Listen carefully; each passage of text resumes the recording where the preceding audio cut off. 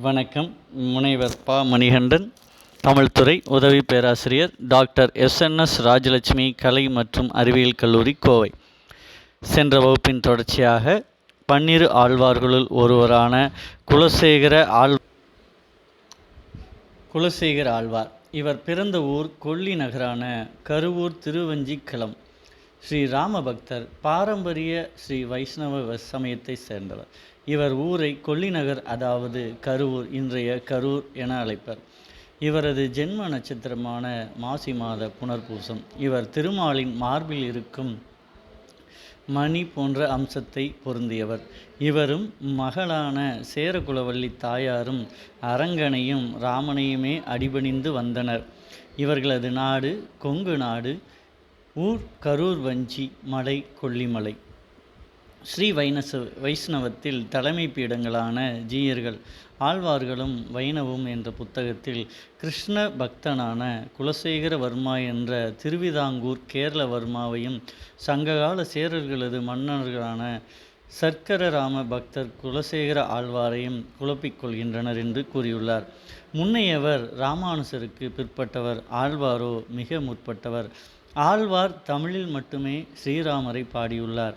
வர்மாவோ சமஸ்கிருதத்தில் மட்டுமே முகுந்தமாலா என்றும் கிருஷ்ணரை பாடியுள்ளார். இருவரும் ஒருவரல்லர். மேலும் குலசேகர பாண்டியன், குலசேகர சோழன் என்றெல்லாம் அரசர்கள் உண்டு. குலசேகர என்றால் தமது குலத்தின் சிகரமான என்று பொருள். பெயரை மட்டும் வைத்து கொண்டு இரு நபர்களையும் ஒன்றாக்கியுள்ளனர் என்று குறிப்பிடுகின்றார். மணவாள மாமுனிகளுடன் முகுந்தமாலை உரையில் எங்கும் இவர் இது பெருமாள் திருமொழி பாடிய ஆழ்வார் குலசேகரர் எழுதியது என்று குறிப்பிட்டதாக இல்லை. ஆழ்வார் சரிதம் பற்றியதான நூலான திவ்ய சூரி சரிதம் முதலியவற்றில் முகுந்தமாலை பற்றி குறிப்பிடவில்லை என்பதும் இங்கு நோக்கத்தக்கது. முகுந்தமாலை செய்த குலசேகர வர்மா பிறந்தது கேரளத்தில் கொடுங்கலூருக்கு தெற்கில் 3 கிலோமீட்டர் தொலைவில் உள்ளது. அவ்வூருக்கு தற்காலத்திய பெயர் திருக்குலசேகரபம். அதற்கு வெகு அருகாமையில் உள்ளது. கொங்கர்கோமான் குலசேகரன் என்ற அடியின் மூலம் இவர் சங்ககால சேரர் கரூர் மரபினர் என்று தெரிகிறது. இவரது தந்தையார் சந்திரகுலத்து அரசனாகிய திடவிரதர் என்பவராவார். குலசேக ஆழ்வார் 4 வகை படை கொண்டு பகைவர்களை வென்று நீதி நெறியில் பிறழாமல் செங்கோல் செலுத்தி கொல்லி நகரை அரசாண்டு வந்தார்.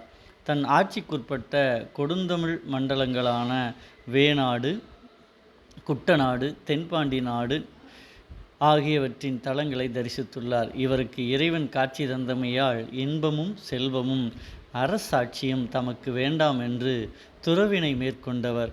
இவர் பெரிய பெருமாளாகிய ராமபிரானிடத்தில் அன்பு பூண்டவராதனால் இவருக்கு குலசேகர பெருமாள் என்ற பெயர் வழங்கலாயிற்று.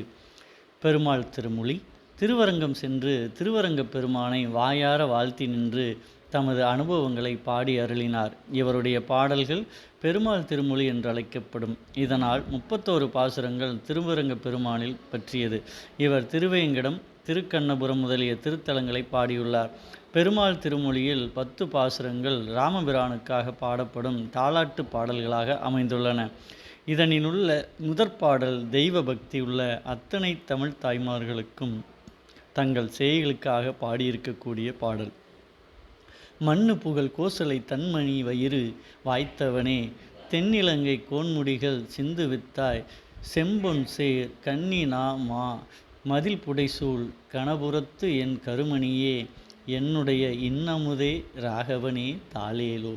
குலசேகரப்படி.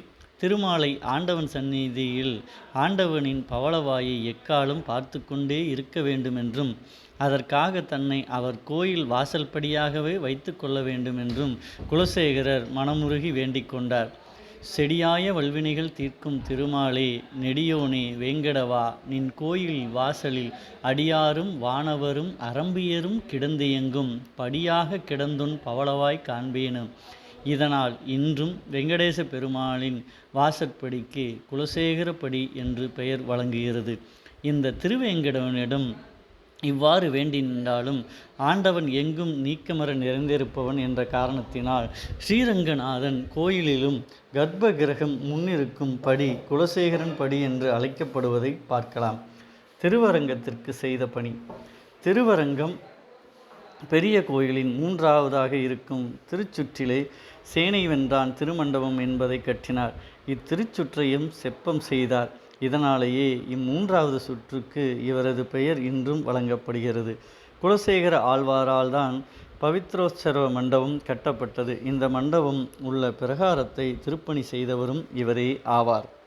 இறையருளால் இறைவன் மீது பற்று கொண்டதால் அனைத்து பற்றையும் நீங்கி இறைப்பற்று ஒன்றே தன் வாழ்வு என வாழ்ந்தவர் குலசேகர ஆழ்வார். நன்றி.